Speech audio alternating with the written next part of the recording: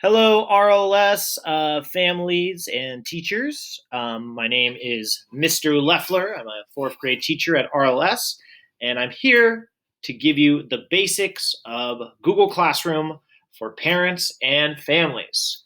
So hopefully from this video, you can learn how to check your students' work and learn a little bit more about the Google Classroom platform. Okay, so Google Classroom is divided into topics, and teachers organize it a little bit differently depending on the class. Some teachers organize by day, some by week. Mine, I organize by week.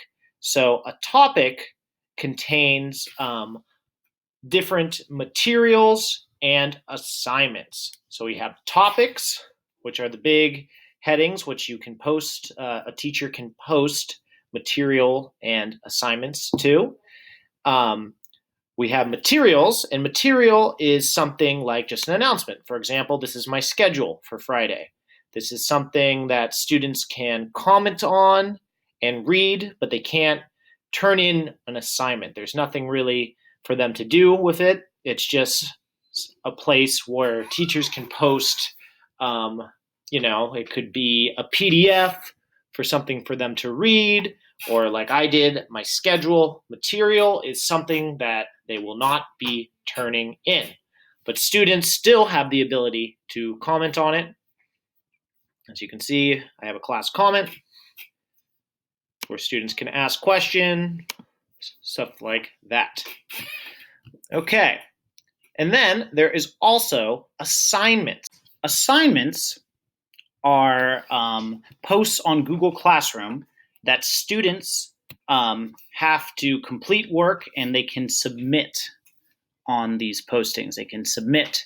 So assignments usually are sometimes a Google Doc, a Google Slides that a teacher will post, and Google Classroom makes a copy for each student. And that's when students will see an assignment, they can click on the link, click on the assignment itself, and it will open it up, and they fill it out. Once they have completed the assignment, they can press submit, and it will turn in all their work on the Google Doc or form or whatever the teacher posted as the assignment. And as you can see, as a teacher, you see how many students have turned in an assignment and which students are still working on it. However, you can still go in as a teacher and see a student's work if they are still in progress of completing it. So if they don't submit it, you can still see it, but we won't get that notification that they have turned it in.